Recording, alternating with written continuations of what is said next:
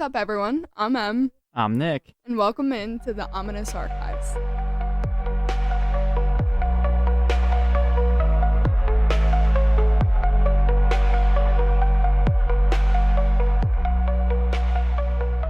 I want to know how your trip was. So in case everybody was like, I guess nobody knew. Yeah, nobody did But know. Em took a quick weekend trip down to Clearwood to see the Phils in spring training. To see my Phillies. And they won. They won the game I went to, which was very ideal. It was nice. Yeah, it was a great time. I got extremely sunburnt. Like, I went back to work. I thought you were going to say extremely drunk. And I was like, Em, that is not you. Especially with my mom. Seriously, it's really not me. I'm really not a big drinker. No, I got so sunburnt. I went back to work on Wednesday, and by the halfway through my shift, my entire forehead was peeling. Oh. No, it was bad. That's great. No, it was so bad. I was like, oh, these poor people have to look at my face this whole shift.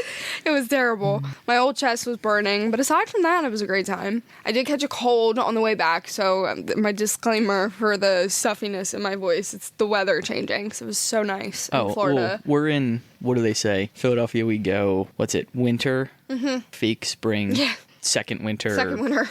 We're currently in between second winter and I don't even know what Mother Nature's doing right now with the weather, but I came back and I literally feel like we landed in Philly and I was like, yeah. I was like, well, and that temp difference terrible. Too.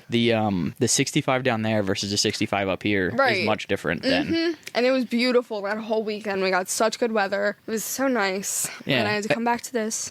Good pick with the hat too. Yeah. Appreciate it. Did you like it actually? Yeah, I did like it. Yeah. I was literally, we spent entirely too much time in that fan shop. I was like, my job to pick out a hat for Nick. I was like, let me not fumble this. It's like, I gotta make sure I pick out something nice. Yeah. Yeah, I wore it to my hockey game on Thursday. How'd your hockey game go? Did you win? That was Tuesday, not Thursday. Oh, how'd your hockey game go? Did you win? No, we lost. Rats. Sadly, it was a tough one because we went down 2 goals, we tied it, and it was a playoff game. And you want to talk about annoying, fluky goals? Yeah. So our goalie made a great save, but it got caught up in his equipment. So as he spun to try and freeze the play, it flew out of his equipment into the net. And they counted it as a goal? Yeah, because they never blew the whistle. Oh, what the hell? Yeah. Oh, that's so unfortunate. So it's snake bitten. You feel yeah, exactly. That's what it was. That's terrible. He played his ass off too. Of course, it's always the goalie. Goalie always has a great game, plays his ass off. Yep. That's terrible. Yep. So 2 weeks and then we start spring week, which is nice. I get to play more in that one. There you go. What is it? The times are earlier. Oh, that's nice. Yes. So you get to go to more of them. Yeah. Yep. That's I think I went to nice. 6 this year out of 20 games or something. Damn. Yeah. Oh, well, that'll be nice. Yep. Well, would you like me to start with what we're doing today? Yeah. Why not? What am I doing today? This is 14, right? This is episode 14. Which is crazy. I feel like that's 14 weeks we've been doing this. Yeah. That's we've been at it a while. almost 4 months. Yeah. Because I can do math, Quick math. I am going to be doing a hotel this week. Oh, you just stayed in one of them. I did just stay in one of them. I love a good hotel. A good haunted hotel, it just draws my interest. I'm in. A good haunted hotel is a great place. Duh. The Gettysburg Hotel, the one in the town. Yeah. Is great. There's some good stories. We'll cover that when I get to the Gettysburg episode, but it is definitely an awesome hotel. But the Marriott is where we stayed when we went, and it was great. Love great a good hotel. Marriott. Yeah. Well, we are not going to a Marriott this week. We are going to be covering the Driskill Hotel. Ooh. You ever heard of it? No. Really? No, I don't think I have. Shocking, because it is the most haunted hotel in Texas. It is also the oldest operating hotel in Austin, Texas. Well, that's super cool, and I haven't heard of it because I'm not really a Texas person. Well, I mean, being an Eagles fan, I don't really want anything to do with the Cowboys. Our pilot, literally on the way home, was from Dallas, and he made the joke immediately. He was like, "Are you guys going back to Philly on purpose? Are you sure?" He was like, "All right, well, go Cowboys." And then literally the entire plane booed him. He was like, "All right, well, would you prefer go Bills?" And I was like, "Yeah, actually I would take a go much Bills. rather take a go Bills." Whatever. It was funny. Yeah. Hotel was built in 1886 by a man named Jesse Lincoln Driskill, hence the name. Jesse was born in 1824 in Tennessee, and in 1857 he entered the cattle business. And then in 1869, Jesse, his wife Nancy, their 4 daughters, and 2 sons moved to Austin. It's a lot of kids. Yeah. I wonder if she was the only 10 that he saw. I hate you literally so much. Sometimes I hate myself. That was terrible. It was such a dad joke. It took me a second, too, and I hated that it did. Yeah. Well, I mean, it didn't work because I didn't say the 10 I see. Yeah, well, I still got it. It just took me a second. Well, at the time that they moved, Driskill had already made and lost a fortune during the Civil War selling cattle to the Confederacy, where he was given the honorary title of Colonel, which is interesting. By 1880, Colonel Driskill becomes this rich cattle baron, well-respected businessman, and an active civil leader throughout the region. So Jesse decided to build this luxurious grand hotel in Austin. He was trying to that would give huge money-making hotels in, like, New York City, Chicago, St. Louis, the big places that were making millions of money in luxurious grand hotels. He said, well, what the heck? I want one in Austin. So that's what he did, and he built one. Yeah, I mean, that's the way to go. Right, you got the money, why not? In 1884, Driskill buys a lot the corner of Brazos and Pecan Street, and the Driskill almost immediately becomes the talk of the town. There you go. Well, that's what happens. You know, build a hotel to compete with NYC and all them other places, and you're going to become the talk. There you go.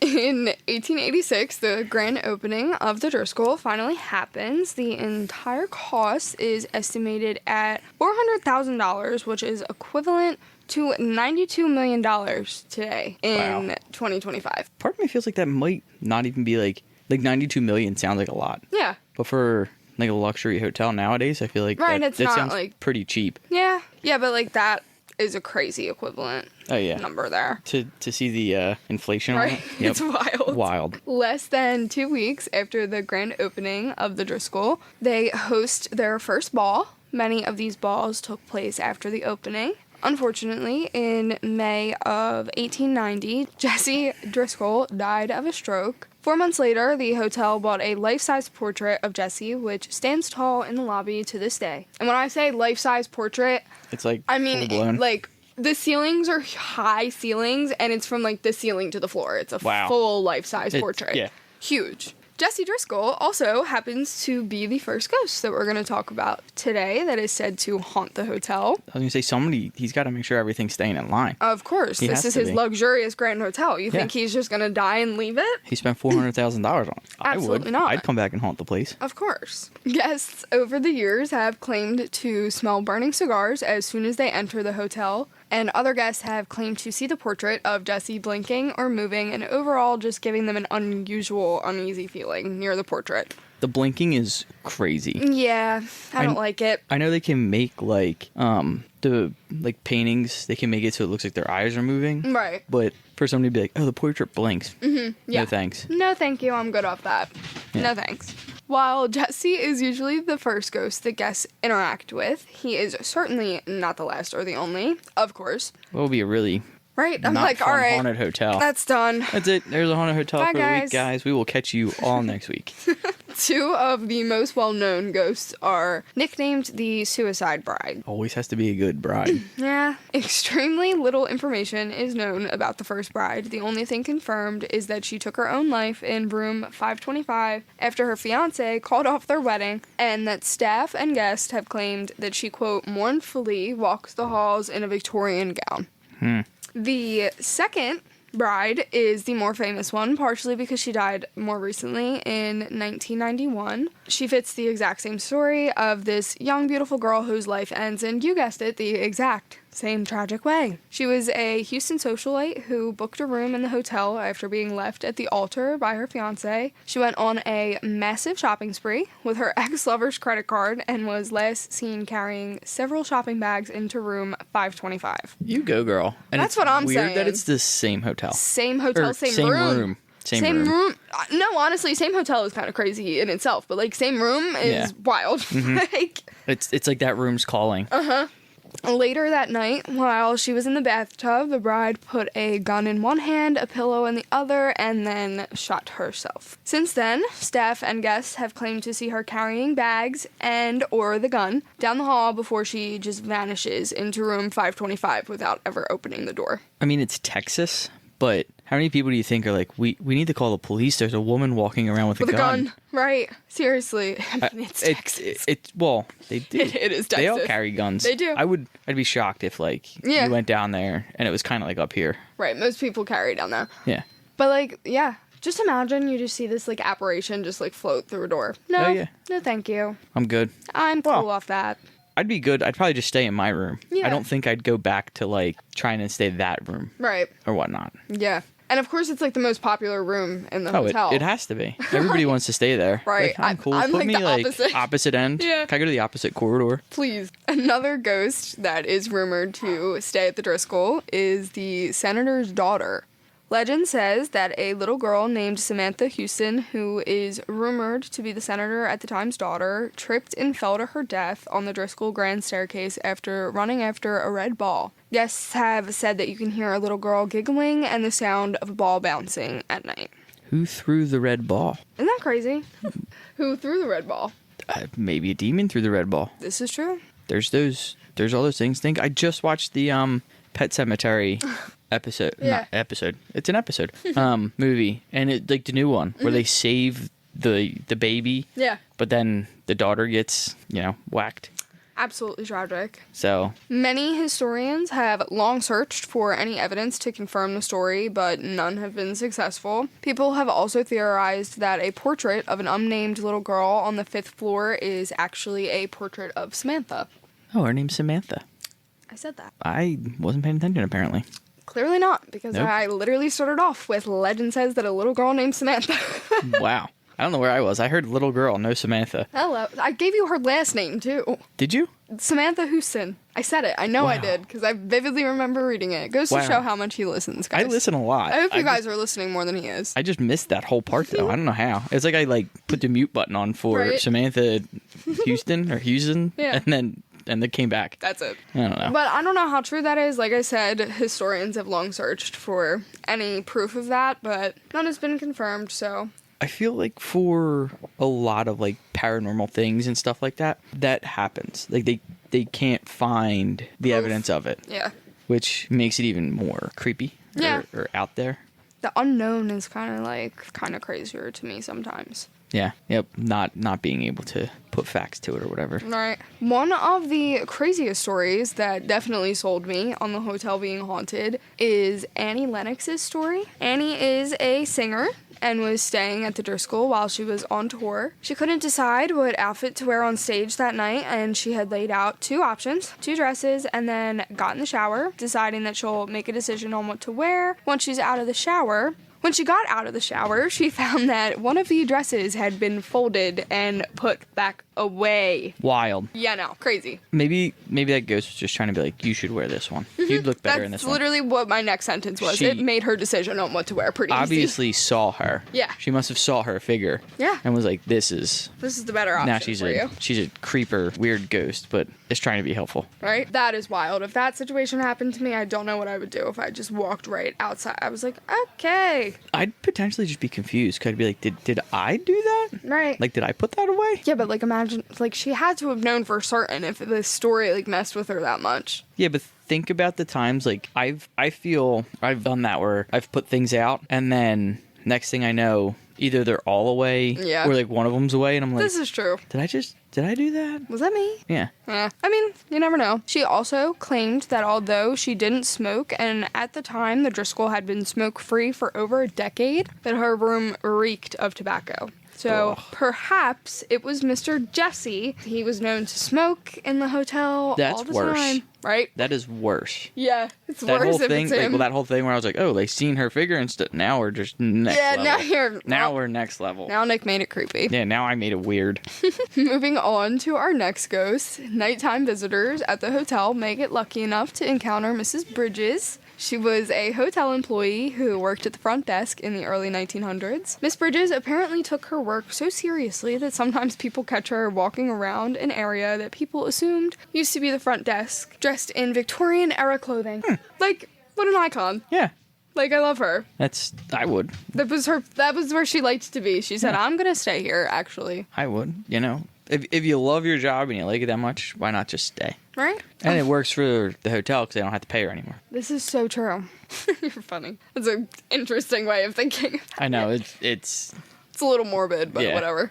Yep. Among the rest of the ghosts is the legend of Peter Lawless. He was a railroad man who lived at the Driskill for 31 years until his death in 1917. Some say that his spirit still haunts the hotel today. Guests and employees have reported seeing him in hotel elevators. He can often be seen walking out of the elevator, checking his railroad watch, nodding to the staff, and then just completely disappearing. That's another one. I mean, he just liked his job. Yeah. Just wants to be there. I know. I said my next sentence literally was like, I'm a tad bit skeptical about that, but I thought it was interesting enough to include. Like, these ones, I'm like, I don't know how true that, but how crazy would it be? Like, if you really are just walking down the street, there he is in his railroad getup with his keys, checking walking off the elevator. Yep, ready to go. He's got to go to work. Right. A little fun fact about the Driskill is it's actually where Vice President / President Lyndon B. Johnson met his wife in 1934, and for years the couple would come back to where they met. That's cute. Right? It's like, hey, we met here. Let's just keep going back. Well, the Driskill became one of Lyndon B. Johnson's favorite places in Austin, so much so that he actually watched the results of the 1964 presidential election from the president's suite in the hotel. Well, that's because that's where he met his wife. Yeah, after he won, he addressed his supporters in the ballroom and had a sort of victory party, and supposedly people over the years have said to see the reflection of Lyndon B. Johnson and his wife dancing in the mirrors of the ballroom. That's crazy. People probably just want to have their weddings there. Yeah. Because they want. Right? They want to be like, oh, you could potentially see Lyndon B. Johnson. And his late wife dancing in the reflection of the mirrors. I'd be taking pictures all over. Yeah. I would tell my photographer, be like, anytime you take a picture, make sure you're getting the mirrors. The whole thing. Yep. Right? Yeah. Bring a second photographer, and their job is just to take pictures in the mirror. Just the mirrors. Another common and weird thing that guests have reported while staying at the Driskill is experiencing a kind of sleep paralysis. I found a story on Reddit that seemed 100% interesting enough to include and kind of like wrap up the stories from here. This woman, who claims to have never in her life experienced sleep paralysis, had the weirdest thing happen to her. She woke up at 2 a.m. to a fly in the room that they were staying in. It's annoying the hell out of her. She finally kills this fly and grabs her phone to use the flashlight, and then she notices that her camera that she had set up while her and her husband slept to catch any paranormal activity isn't recording anymore. Sure, it was for paranormal activity. Get the hell out of here. I mean, shit, if I'm staying in the Driskill Hotel, I'm setting up the camera while I sleep, because if the thought of a ghost being in my room, I wouldn't know about it. Yeah, if they knew they were going to a haunted hotel, I could understand that, but it has to be mentioned that sure it was just for. Well, she notices that it's not recording, so she's like, all right. She sets it back up, makes sure it's recording, and goes back to bed. Next thing she knows, she wakes up and she's standing in the corner of the room right about where her tripod was set up. She looks at the bed and sees her husband and herself sleeping in the bed. Oh, some astral projection. Yeah. I think it would be that. It's one of those words. Her husband is sleeping in a normal sleeping position, but she has her head halfway down the mattress and her feet are hanging off the bottom of the bed, and like she's looking at herself. Like somebody tried pulling her out of the bed. Yeah. Oh. She says, I couldn't even begin to understand what I was seeing or explain it. She says, it seems that not long after that she had woke up, and she wakes her husband, she wakes him up crying after that whole experience. She's like freaking out. She's totally spooked, and her husband comforts her, and she eventually gets herself back to bed, only to wake up again in the corner of the room in the same spot as before, but it's had different this time. Her husband was in the bed asleep, and she can't seem to remember if her body was also in the bed at this point because she was a little too focused on the woman that was standing in the entrance of the bathroom. What? Yeah. What? She was dressed in housekeeper's clothes, and she said that they were most definitely outdated, so old-timey housekeeper clothes. She said that she didn't speak, and they just looked at each other. Before she could remember anything else, she finally actually woke up for real this time. And she, of course, immediately asks her husband if he remembers her waking him up in the middle of the night in a panic. And to her shock, he says he's 100% sure that didn't happen. And he was absolutely certain that he hadn't been woken up, nor did he remember her crying at all. Well, I don't know. Frank will wake me up sometimes to be like, hey, the dogs are barking downstairs, or yeah, but like. This? And I'm like, do you remember me asking that last night? No, I don't remember a thing. See, but there's a difference. I feel like if you were woken up in the middle of the night and your wife's in a fucking panic, you're gonna remember that. Like, you're not gonna forget that. Yeah, I guess so. You know? Yeah. Yeah, if she woke me up in a panic, I'd right, like, probably she's be like, losing her "Whoa." mind over this. Like, even I feel like if she had a bad dream and she was losing her mind, you wouldn't forget that happened. Unless you were, like, really, really out of it. Yeah. Maybe he was just in a really, really deep sleep. Yeah, I mean, I guess it is a possibility. Maybe but... he gave her one of those, yeah, and, like, shoot her away. And I mean, yeah, this is true. But she remembers that she'd been recording the entire night. yeah, she thinks she was recording. And huge shocker, she goes to check the tripod, which, mind you, she is certain that she set back up and made sure it was recording. The video camera displays the message, corrupt file, across the display. She can't see it, and she'll literally never fucking know what happened, what really happened, if she was sleeping, if it was just sleep paralysis. Either one is crazy to me. Like, who was that woman? You can't have paranormal activity and then expect your video camera to work. Yeah. It just doesn't happen. This is true. If it's a personal thing, yeah. if it's just like you're a regular person, now you got all those TV shows. Right.